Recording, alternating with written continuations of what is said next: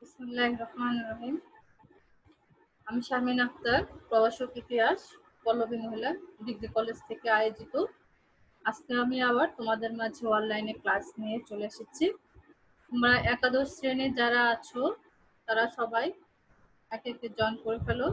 আজকে আমি তোমাদের ইতিহাস প্রথম পত্র তোমাদের আজকে আমি পাঠদান করব, বাংলাদেশ ও দক্ষিণ এশিয়ার ইতিহাস। তো যারা একাদশ শ্রেণীর যারা আছো, মেয়েরা যারা আছো, তারা সবাই জয়েন করে ফেলো। তোমাদের ইতিহাসে এই কোর্স শুরু হয়েছে 1757 থেকে 1971 সন পর্যন্ত।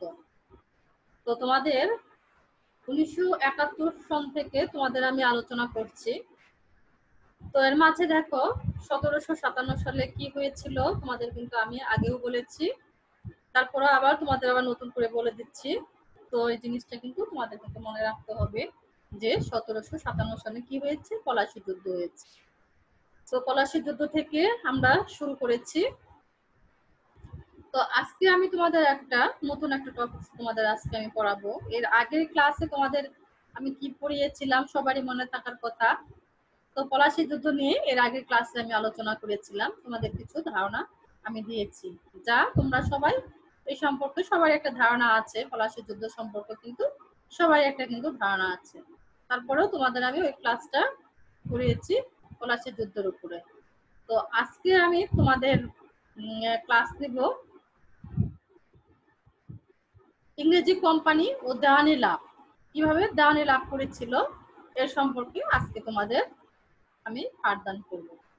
তো সবাই জয়েন করে ফেলো। আজকে আমি তোমাদের ইংরেজি কোম্পানির দেওয়ানি লাভ, কিভাবে ইংরেজি কোম্পানিরা দেওয়ানি লাভ করেছিল এই সম্পর্কে তোমাদের কিছু আলোচনা করব। এই সম্পর্কে ধরো দেওয়ানি লাভের যে ফলাফল, গুরুত্ব কি ছিল এই সম্পর্কে আমি কিছু কথা বলবো তোমাদের মাঝে।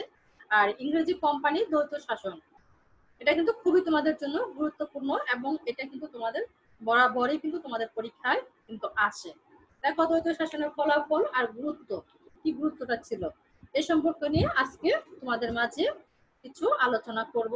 এবং সবাই তোমরা কি করো, সুন্দর করে তোমরা এই জিনিসগুলা খাতায় উঠিয়ে রাখবে। এবং সনগুলা কিন্তু আমি কিন্তু বলেছি যে একে একে দেখো আমি কিছু সন তোমাদের কিন্তু বলে দিচ্ছি, এই সনগুলো কিন্তু তোমাদের সুন্দর করে মুখস্থ মনে রাখতে হবে। দেখো 1757 সন থেকে কিন্তু শুরু হচ্ছে।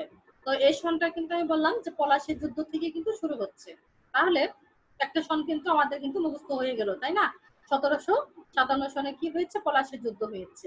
এরপর আস্তে আস্তে দেখা যায় এক এক করে আমরা সনগুলো জানবো এবং খাতায় সুন্দর করে লিখে রাখবো। এবং আমি তোমাদের কিন্তু আগেই বলেছি যে তোমরা এই যে একটা করে তোমাদের সন আমি বলে দিচ্ছি, এগুলো একটা নোট করে ফেলবা। এই সনগুলো ধরো 10-12টার সন মুখস্থ করলেই তোমাদের এই ফার্স্ট পার্ট কমপ্লিট হয়ে যাবে। তো 10-12টার সন মুখস্থ করে ফেললেই তোমাদের আর কোনো সমস্যা থাকার কথা না। তো যাই হোক, আজকে এখন দেখো ইংরেজি কোম্পানি দেওয়ানি লাভ, কিভাবে ইংরেজি কোম্পানি দেওয়ানি লাভ করেছিল এ সম্পর্কে আমি তোমাদের কিছু ধারণা দিচ্ছি। দেখো নবাব সিরাজউদ্দৌলা যখন পলাশী যুদ্ধ ও মীর কাসিম বক্সারের যুদ্ধ পরাজিত হয়, দেখো পলাশী যুদ্ধ, মীর কাসিম কিন্তু বক্সার যুদ্ধে কি হয়েছিল, পরাজিত হয়েছিল। হওয়ার পরও তখন কি করলো, ইংরেজদের যে গতিরোধ করার মতো শক্তি ও সাহস এদেশের থেকে সম্পূর্ণ নিশ্চিত করা হয়ে যায়। তখন দেখো 1765 খ্রিস্টাব্দে কি করেছে, ফেব্রুয়ারি মাসে মীর জাফরের মৃত্যুর পর, তখন দেখো মীর জাফরের কিন্তু 1765 খ্রিস্টাব্দে ফেব্রুয়ারি মাসে মীর জাফরের কিন্তু মৃত্যু হয়। তখন এই কোম্পানি তার অল্প বয়স্কে যে পুত্র ছিলেন তার, তখন কি করেছেন, তার পুত্রের নাম অবশ্যই আমাদের জানতে হবে, তাই না? তো এই পুত্রের নামটাও তোমরা কিন্তু খাতায় লিখে রাখতে পারো।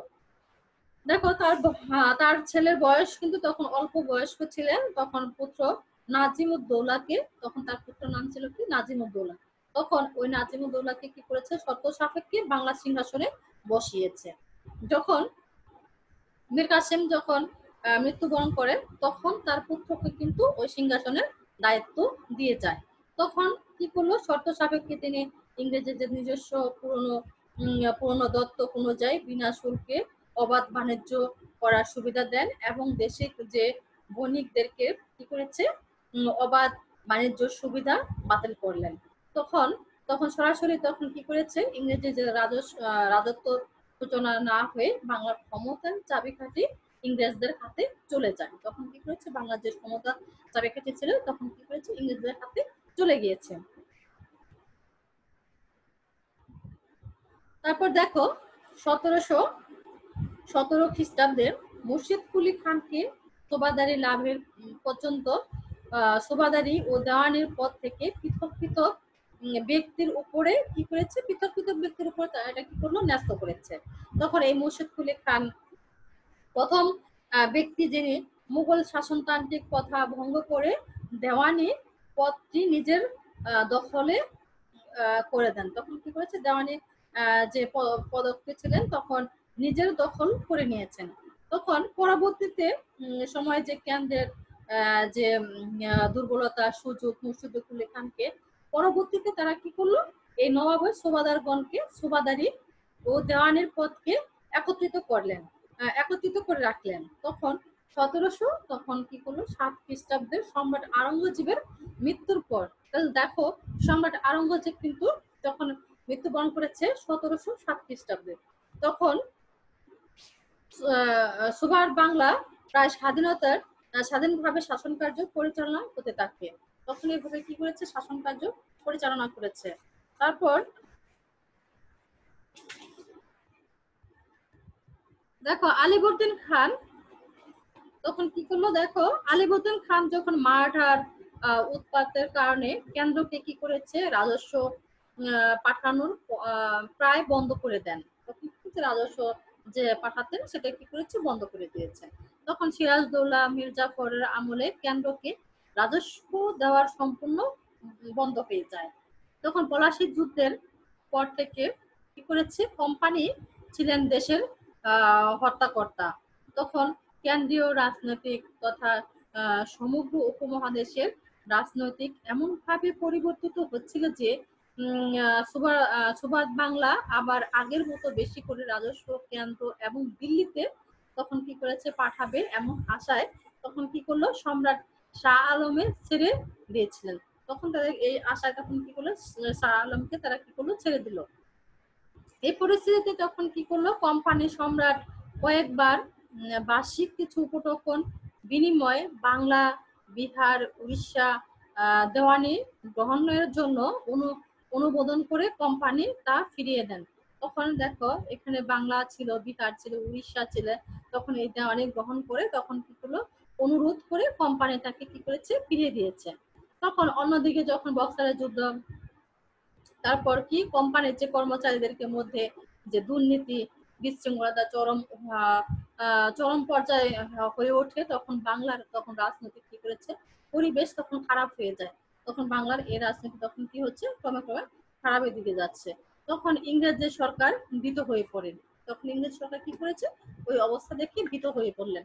তখন এই কোম্পানির যে দুর্নীতি দমনের স্বার্থে তখন বৃদ্ধির জন্য ইংল্যান্ডের কর্তৃপক্ষ পুনরায় তখন কি করলো ক্লাইভের উপাধি দিয়ে ক্লাইভকে তখন কি করেছে লর্ড উপাধি দিয়ে তখন কি করেছে 1765 খ্রিস্টাব্দে তখন দ্বিতীয়বার প্রেরণ করলেন। 1765 খ্রিস্টাব্দে লর্ড উপাধি দিয়ে তাকে কি করেছে দ্বিতীয়বারের মতো আবার প্রেরণ করেছেন। কিন্তু এদেশে এসে তিনি কি করলেন মীর কাসিমের যে মিতশক্তি অযোধরা নবাব সিরাজউদ্দৌলা ও দিল্লির সম্রাট দ্বিতীয় শাহ আলমের প্রতি নজর দিয়েছেন। তখন দেখো যখন আবার কি হয়েছিল বক্সারের যুদ্ধ, বক্সারের যুদ্ধে তখন কি করেছে ক্ষতিপূরণ বাবদ তখন কি করলো 50 লক্ষ টাকা তখন কারা এলাহাবাদের জেলা দুটি বিনিময়ে অযোধরা পরাজিত নবাবের সাথে মিত্রতা তখন কি করলো তখন নবাবের সাথে মিত্রতা স্থাপন করেছিল। তখন এরপর তিনি কি করলো দিল্লির যে দুর্বল সম্রাট দ্বিতীয় শাহ আলমের সাথে সন্ধি স্থাপন করলো। দ্বিতীয় যে শাহ আলম ছিলেন তখন তার সাথে কি করেছেন সন্ধি করেছেন, সন্ধি স্থাপন করলেন। দেখো ক্লাইভ তখন কি করলো ক্লাইভ কারা ও এলাহাবাদের জেলায় তখন দুটি বার্ষিক 26 লক্ষ টাকা কর প্রদানের বিনিময়ে তখন সম্রাটের নিকট হতে, তখন কি করেছে, সম্রাটের নিকট থেকে বাংলা, বিহার, উড়িষ্যা দেওয়ানি লাভ তখন করলেন। তখন দেখো 1765 খ্রিস্টাব্দে কি করেছে, 12ই আগস্ট তখন ইস্ট ইন্ডিয়া কোম্পানি দেওয়ানির সনদ লাভ করলেন। তাহলে দেখো এখানে কিন্তু একটা সন কিন্তু চলে আসলো। ইস্ট ইন্ডিয়া কোম্পানি তখন দেওয়ানি লাভ করেছেন 1765 খ্রিস্টাব্দে। 1765 খ্রিস্টাব্দে কি করলো, ইস্ট ইন্ডিয়া কোম্পানি তখন কি করেছে, দেওয়ানি লাভ করেছে। তারপর দেখো অন্যদিকে আরেকটা চুক্তি হয় মির্জাফরের অল্প বয়স্কের যে পুত্র নাজিমুদ্দৌলার সাথে, তখন নবাবের বার্ষিক 53 লক্ষ টাকার বিনিময়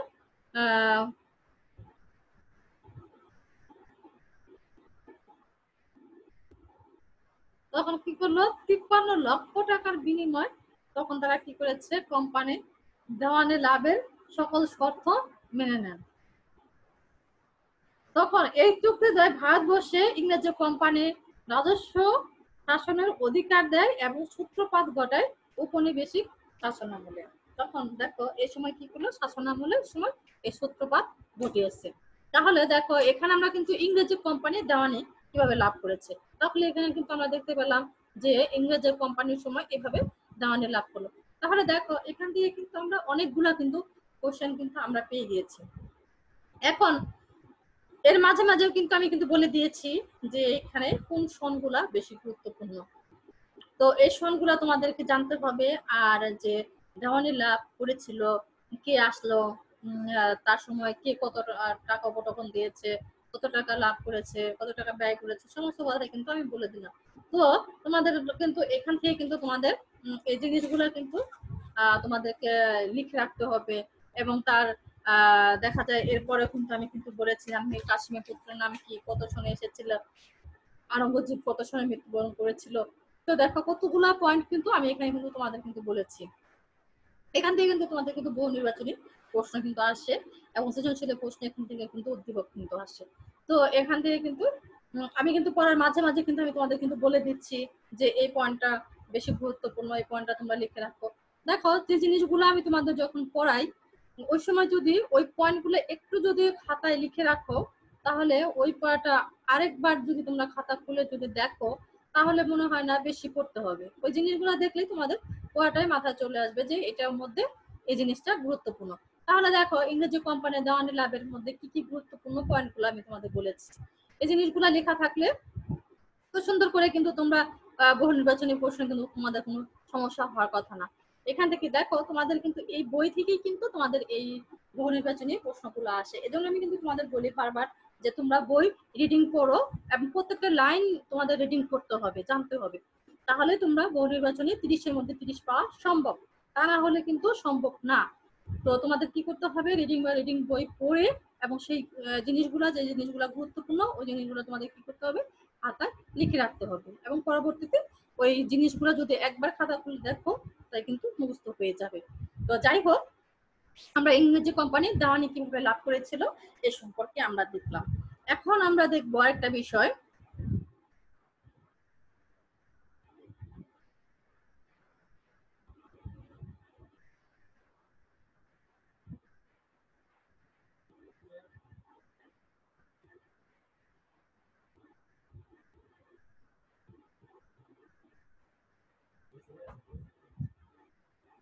দেখো এখন আরেকটা বিষয় আমরা দেখব,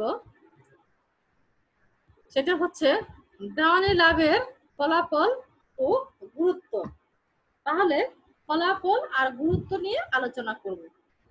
তাহলে দেখো ভারতবর্ষে ইংরেজি শাসন প্রতিষ্ঠানে প্রথম পদক্ষেপ হিসেবে কোম্পানি দেওয়ানি লাভের গুরুত্ব ছিল কি অত্যাধিক। দেওয়ানি লাভের গুরুত্ব কিন্তু অত্যাধিক ছিলেন। এখন দেখো প্রথমে যে গুরুত্বটা ছিলেন তার মধ্যে ছিল কোম্পানির জন্য দেওয়ানি লাভ ছিল একটি বিরাট রাজনৈতিক বিষয়।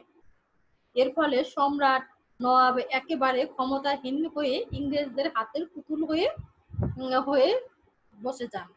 তখন দেখো নবাবের না ছিল রাজস্ব আদায়ের অধিকার, না ছিল সেনা সেনাদল রাখার মতো অর্থবহুল। তাহলে দেখো তার কিন্তু তখন আর অর্থ ছিলেন না। তখন এই নবাবকে নামে মাত্র সিংহাসনে বসিয়ে তখন কি করেছেন, বসিয়ে রেখেছেন এবং কোম্পানিরা সকল ক্ষমতা অধিকার করে নেয়। তাহলে দেখো নামে মাত্র তখন কি করেছে, নবাবকে ক্ষমতায় বসিয়ে রেখেছেন, কিন্তু সমস্ত অর্থনৈতিক ক্ষমতা সমস্ত কিছু থাকে তাদের হাতে, কোম্পানিদের হাতে। তখন দেখো দ্বিতীয় যে গুরুত্বটা ছিলেন, দেওয়ানি লাভ ছিলেন কি কোম্পানির জন্য আর একটি বিরাট অর্থনৈতিক বিষয়, যে কোম্পানি এর ফলে তখন কি করেছে, নিজের দেওয়ানির অবস্থান হতে রক্ষা পায়। তখন এই দেওয়ানি লাভের যে সুযোগ সুবিধা অবহিত করতে গিয়ে লর্ড ক্লাইভ বলেন যে বাংলা, বিহার, উড়িষ্যা থেকে যে রাজস্ব পাওয়া যাবে তাই এত বেশি যে সম্রাট ও নবাব ও নির্ধারিত ভাতা ও অন্যান্য যে সামরিক ও বেসামরিক খাতে তখন সমস্ত ব্যয় বাদ দিয়েও কোম্পানির হাতে নেট আয় তখন থাকতো 12 কোটি টাকার উপরে। তখন কি তাদের হাতে তখন থাকতো কি 12 কোটি টাকার উপরে তাদের হাতে থাকতে। এবং 1765 থেকে তোমার দেখা যায় 1765 থেকে 66 খ্রিস্টাব্দের মধ্যে তখন রাজস্ব হিসাব থাকতেন। তখন দেখো এখানে কিন্তু গুরুত্ব কিন্তু কয়েকটা পয়েন্ট ছিল, যে প্রথম গুরুত্বটা বললাম, দ্বিতীয় গুরুত্বটা বললাম, এখন তৃতীয় গুরুত্বটা আমি বলবো যে লর্ড ক্লাইভ তখন কে আরো জানান যে এর উপযুক্ত ও রাজস্ব কোম্পানি গোটা বাণিজ্যের বিনিয়োগের জন্য যথেষ্ট। তখন দেওয়ানি লাভের আগে এদেশে তখন কি করেছে, বাণিজ্য করার জন্য ইউরোপ থেকে তখন কি করেছে, কোম্পানি যে বিপুল বিপুল পুঁজি নিয়ে আসতেন তা দেওয়ানি লাভের পর বন্ধ হয়ে যান এবং ব্যবসার সমস্ত পুঁজি তখন কি করেছে, এদেশে রাজস্ব হতে সংস্থান করা যায়। আর চতুর্থ যে গুরুত্বটা ছিলেন, কোম্পানি তখন এই কর্মচারী দেওয়ানি লাভের ফলে বাংলার যে শুল্কহীন অবাধ বাণিজ্যর সুযোগ পেয়েছে। তখন ফলে কোম্পানির যে কর্মচারীর অর্থ লোভ দিনে দিনে তখন কি করেছে, বাড়তে থাকে। তখন অসৎ উপায়ে রাজস্ব আদায় ও তখন কি করেছে, ফলে কোম্পানির যে কর্তা কোনো পদক্ষেপ নিত না। এভাবে অর্থনৈতিক শোষণের ফলে এদেশের মানুষের অর্থনৈতিক কি হয়েছে, মেরুদণ্ড ভেঙে গিয়েছে। আর পঞ্চম যে গুরুত্বটা ছিলেন, যে দেওয়ানি লাভের পর বাংলা থেকে ব্যাপকভাবে তখন কি করেছে, অর্থ সম্পদ ইংল্যান্ডে পাচার হতে থাকে। তখন এখানে থেকে যে বাংলার থেকে যে ব্যাপক পরিমাণে অর্থ সম্পদ কি হয়েছে, ইংল্যান্ডে পাচার হয়েছে।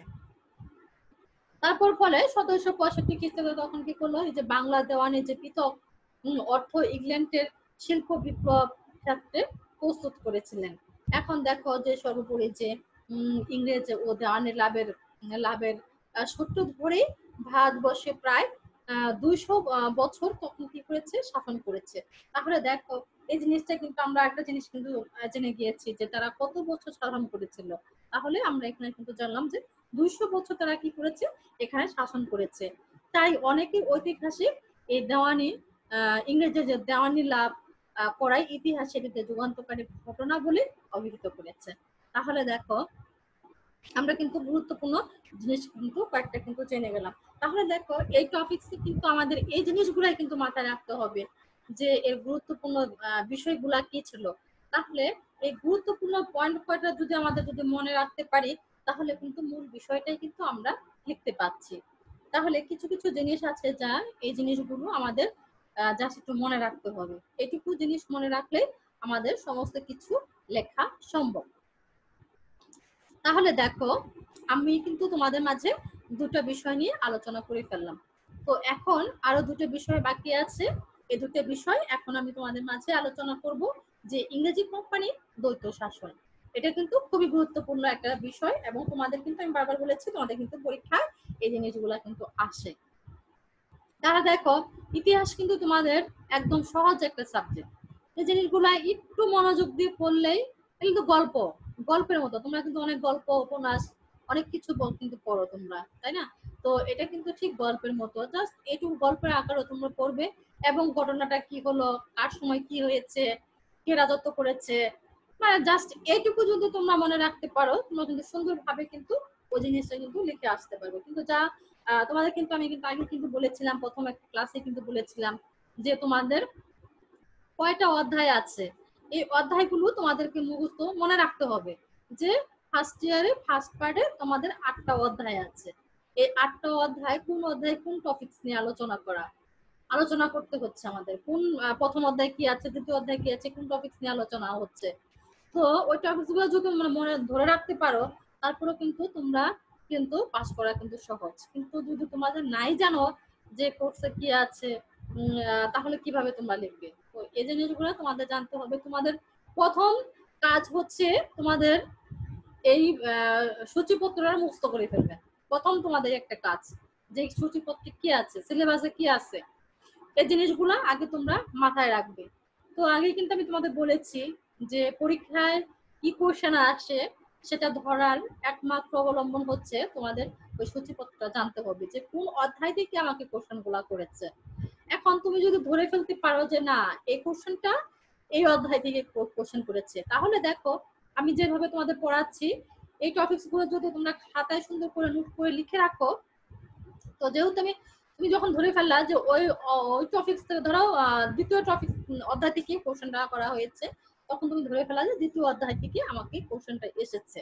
তাহলে দ্বিতীয় অধ্যায়ে আমি কি কি নিয়ে আলোচনা করেছি, কি কি বিষয় আমি পড়েছি, কি কি বিষয় ওখানে আছে, এই জিনিসগুলো যখন তুমি ধরতে পারবে, তখনই কিন্তু তুমি কোশ্চেনটা সুন্দর করে লিখে আসতে পারবে। কিন্তু অধ্যায় টপিক যদি না ধরতে পারো, তাহলে কিন্তু লেখা কিন্তু সম্ভব না।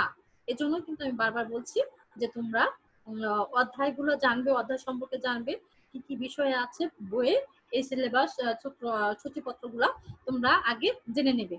আচ্ছা, যাই হোক, আবার পড়া চলে আসি। ইংরেজি কোম্পানি দ্বৈত শাসন। ইংরেজি কোম্পানি দ্বৈত শাসন কিভাবে করেছিল এই সম্পর্কে আমরা এখন দেখব। দেখো, ইংরেজি কোম্পানি ইংরেজেরা পলাশী যুদ্ধের বিজয়ের পর এদেশের আধিপত্য বিস্তারে যে প্রয়াস শুরু হয়েছিল, তাদেরকে দেওয়ানি ও দ্বৈত শাসন লাভের মধ্য দিয়েই তা কি করেছে, পূর্ণতা লাভ করে। তখন লর্ড ক্লাইভ এদেশের এক অভিনব শাসন ব্যবস্থা চালু করে, যার মূল উদ্দেশ্য ছিল কোম্পানিকে শক্তিশালী করে সম্রাট ও নবাবকে ক্ষমতাহীন করে তোলা, এবং এতে দেওয়ানি ও দেশ রক্ষার ব্যবস্থা থাকতেন। দেখো, এখানে তো তোমাদের কিন্তু একটা জিনিস বুঝতে হবে যে অর্থনৈতিক বিষয়টা কাদের উপর থাকতো, আর দেশের তোমার ওখানকার দেখাশোনার ব্যবস্থাগুলো কার উপর থাকতো। দেখো, ওখানে যে অর্থনৈতিক ব্যবস্থাগুলো সমস্ত কিছু কিন্তু থাকতো কোম্পানিদের হাতে, আর অর্থহীন যে জিনিসগুলো থাকতো সেটা থাকতো কার উপরে, নবাবের হাতে। তাহলে দেখো, অর্থনৈতিক বিষয় কিন্তু নবাব কিন্তু পেত না, অর্থনৈতিক সমস্ত কিছু কিন্তু তারা কি করেছে, কোম্পানিটা নিয়ে নিয়েছে।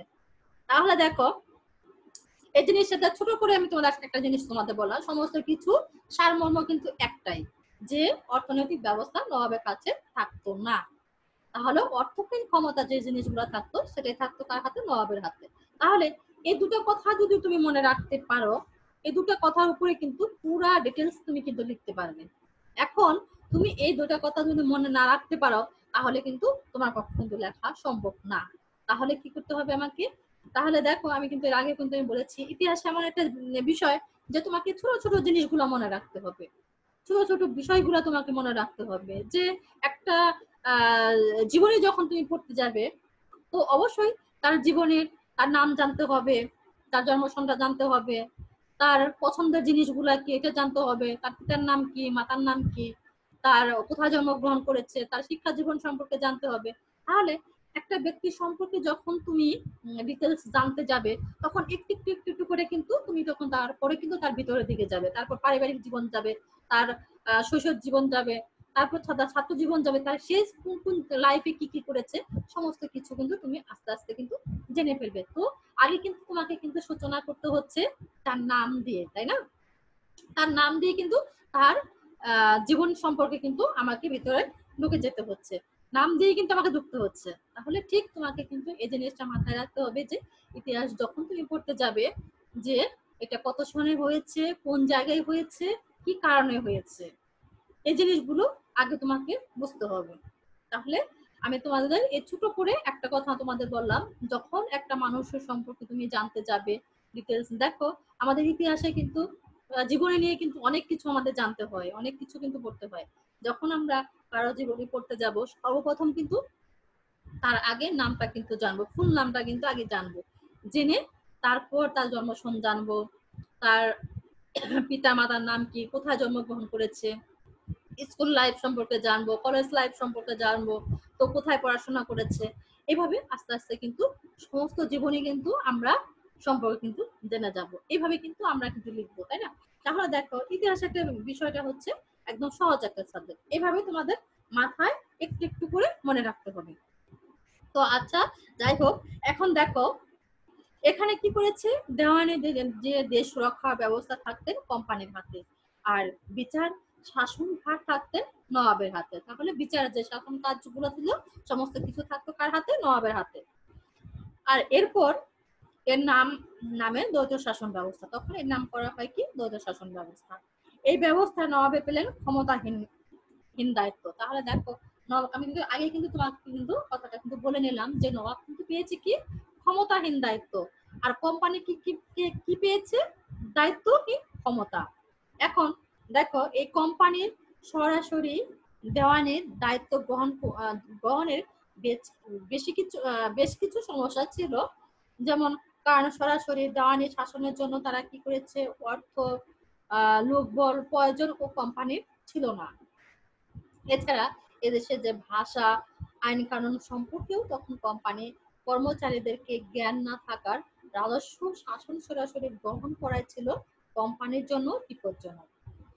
তারপর কোম্পানির যে সরাসরি রাজস্ব গ্রহণ করলেন, বাংলা বাণিজ্যরত অন্যান্য যে ইউরোপীয় বাণিজ্য বণিকদের সাথে কি করেছে?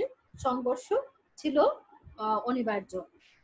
কেননা বাণিজ্য শুল্ক আদায় ছিলেন দেওয়ানির অন্তর্গত। তাহলে বাণিজ্য শুল্ক যে আদায়, সেটা ছিল কার হাতে? অন্তর্গত ছিলেন।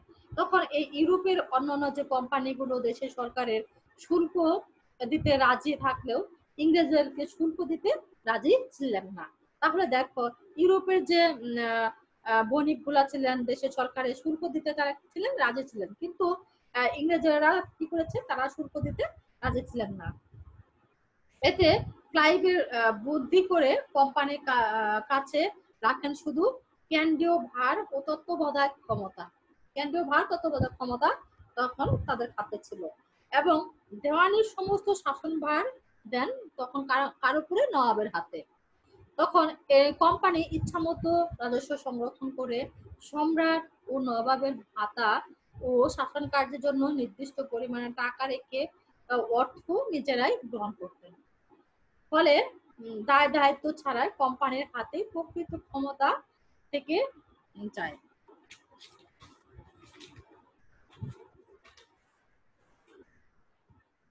তারপর দেখো কোম্পানির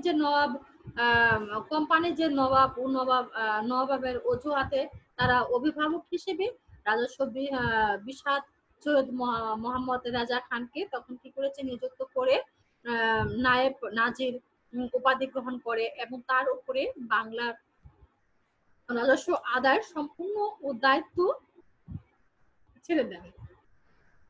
পাশাপাশি রাজা সেতাব রায়কে বিহারের রাজস্ব আদায়ের দায়িত্ব দেওয়া হয়। তাহলে সেতাব রায়কে কি করেছে? বিহারের রাজস্ব আদায়ের তাকে দায়িত্ব দেওয়া হয়েছে। তারা ছিল কি? তারা ছিলেন কোম্পানির প্রতিনিধি দেওয়ানি। তাদেরকে উপাধি দেওয়া হয় নায়েব দেওয়ানি। কোম্পানির স্বার্থ রক্ষার্থে তারা রাজস্ব আদায় করতেন এবং কোম্পানির আদেশ মেনে চলতেন। অন্যদিকে কি করেছে? অন্যদিকে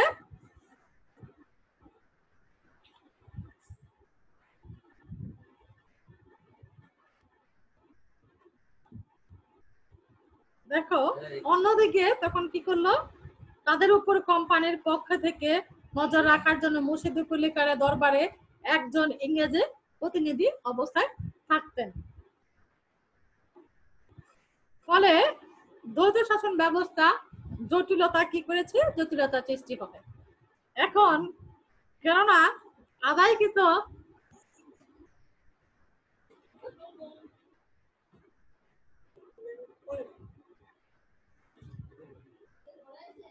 দেখো এখানে যে আদায়কৃত যে ব্যবস্থাগুলা ছিলেন এ সম্পর্কে এখন আমরা দেখব যে রাজস্ব শাসন কার্যে যে ব্যয় মেটানোর তখন কি করেছে, অর্থ রেজা খানকে কোম্পানির হাতে তুলে দিয়ে তখন ও রাজস্ব বৃদ্ধির হার বাড়ানো বা কমানো ক্ষমতা কোম্পানির হাতে থেকে যেত। তখন এই রাজা খানকে তখন এমন একটি অবস্থায় মোকাবেলা করতে হয় এবং জনসাধারণদের তখন কি করেছে, দুঃখ দুর্দশার শিকারে তখন পরিণত হয়েছে। আর 1176 আবুতে তখন 1770 খ্রিস্টাব্দে তখন এই গ্রীষ্মকালে বাংলার এক ভয়াবহ দুর্ভিক্ষ তখন কিন্তু দেখা দিয়েছিল। তাহলে এই সময় কিন্তু 1770 খ্রিস্টাব্দে কিন্তু দুর্ভিক্ষ হয়েছিল এবং ইতিহাসে এটি কিন্তু কি 76-এর মন্বন্তর নামে পরিচিত। তাহলে 1770 খ্রিস্টাব্দে কি হয়েছে, দুর্ভিক্ষ হয়েছে এবং ইতিহাসে এটা কিন্তু 76-এর মন্বন্তর হিসেবে পরিচিত। তাহলে এই জিনিসটা কিন্তু তোমাদের কিন্তু আসে যে 76-এর তোমার 76-এর মন্বন্তর সম্পর্কে তুমি লিখো, তখন কিন্তু এই দেখো ডিটেল কিন্তু যে জিনিসটা আমি বললাম এটা কিন্তু তোমাদের কিন্তু বলতে হবে। যে কোম্পানি মুর্শিদ কুলি খান প্রতিনিধি রিচার্ডস ও প্রসঙ্গে মন্তব্য করেছিল যে দেশের কয়েকটি অংশে যে জীবিত মানুষের মৃত মানুষের বক্ষণ করেছিল তাহাই গুজব নয়, অতি সত্য। তাহলে দেখো এই 76-এর মন্বন্তর সম্পর্কে 1970 সালে যে দুর্ভিক্ষটা হয়েছিল এই সম্পর্কে কিন্তু তোমাদের কিন্তু জানতে হবে, এই সম্পর্কে কিন্তু তোমাদের কিন্তু লিখতে হবে এইভাবে। তাহলে দেখো এখানে যে দ্বৈত শাসন, ইংরেজি কোম্পানির যে দ্বৈত শাসন, এই দ্বৈত শাসন সম্পর্কে আমরা দেখলাম। এখন আমরা আরেকটা বিষয় দেখব, দ্বৈত শাসনের ফলাফল ও গুরুত্ব।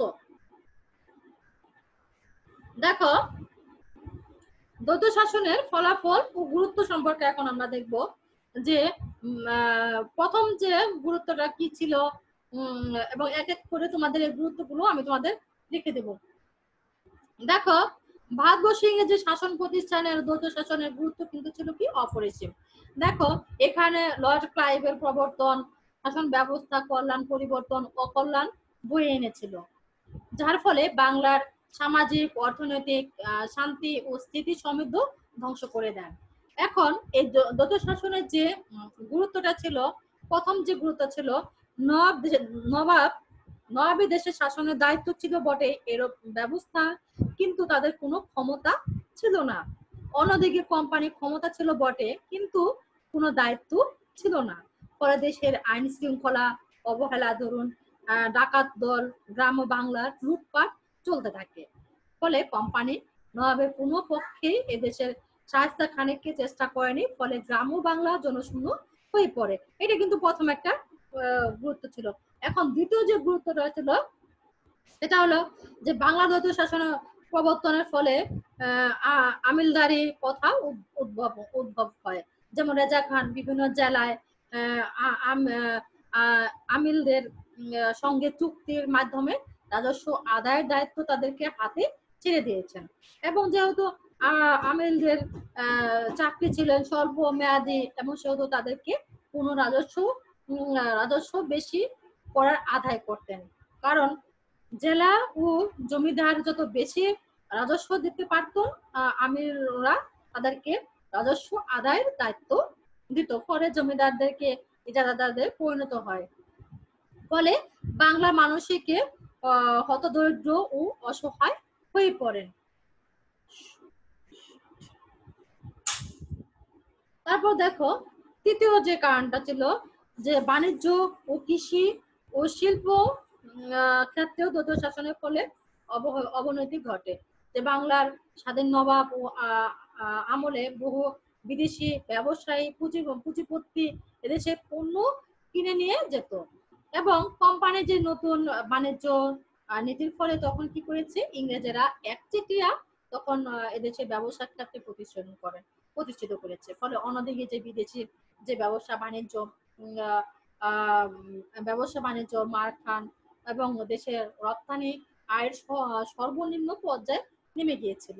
তখন এদেশে যে ব্রিটিশ সরকার ইংল্যান্ডের বেশি তখন কি করতে পারেনি, রেশমি শিল্পকে বাঁচিয়ে ইংল্যান্ডের কম দামি মুর্শিদাবাদে রেশম আমদানি বন্ধ করে দেয়। ফলে এদেশের কারিগরি ক্ষতির সম্মুখীন হয়। যখন রেশমি তারা যদি বন্ধ করে দেয় তখন এটি তখন কারিগরি ক্ষতির সম্মুখীন হয়।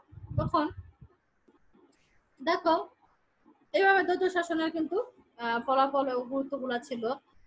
দেখো দেশের যে কোম্পানি কর্মচারী গোমস্তাদেরকে ব্যক্তিগত যে ব্যবসা শোষণের ফলে তখন কি করতে কমতে থাকে, তখন পর্যায়ক্রমে যে ইংল্যান্ডের যে পাচার হতে থাকে, তখন এই রাজস্ব হার প্রতি বছরে বাড়তে থাকে। কিন্তু ইংল্যান্ডের কি করতে থাকে, পাচার হতে থাকে এবং প্রতি বছরে কি করতে থাকে, এভাবে বাড়তে থাকে। ফলে উপনিয়া জেলায় বার্ষিক রাজস্ব যেখানে 4 লাখ টাকা ছিল সেখানে বেড়ে গিয়ে 5 লক্ষ টাকা উন্নতি হয়। এবং এদেশের দিনাজপুর জেলায় রাজস্ব 12 লক্ষ টাকা বেড়ে গিয়ে তখন 70 লক্ষ টাকা উন্নতি হয়েছে। এবার দেখো আরেকটা যে গুরুত্ব ছিল দেশে দ্বৈত শাসনের দায়িত্বহীনের ফলে এদিকে তখন কি করেছে, জনজীবনের অরাজকতা নেমে আসে এবং অন্যদিকে কি করেছে, অবাধ লুণ্ঠন ও যথাযথভাবে রাজস্ব আদায়ের ফলে গ্রাম্য জীবনে ধ্বংস হয়ে যায়। তখন কি হয়েছে, গ্রাম্য জীবন এভাবে ধ্বংস হয়ে গেছে। তদুপরি পরপর 2 বছরে অনাবৃষ্টি আর করার ফলে তখন 1176 বঙ্গাব্দ থেকে তখন তোমার 1770 খ্রিস্টাব্দে তখন কি করেছে, এই বাংলার প্রচন্ড দুর্ভিক্ষ ও মহামারী দেখা দিয়েছে। তাহলে এটা কিন্তু আগে কিন্তু তোমাদের বললাম যে দুর্ভিক্ষটা কিভাবে হয়েছিল 1770 খ্রিস্টাব্দে এবং বাংলায় 1176 বাংলায় সন ছিল কি কত 1176 এবং 1770 তোমার বাংলা 1770 ছিল দুর্ভিক্ষ হয়েছিল। এখন দেখো তখন কি করেছিল, টাকায় 1 মণ হতে চালের মূল্য বাড়তে বাড়তে টাকায় 3-এর ছেড়ে এসে দাঁড়ায়। তখন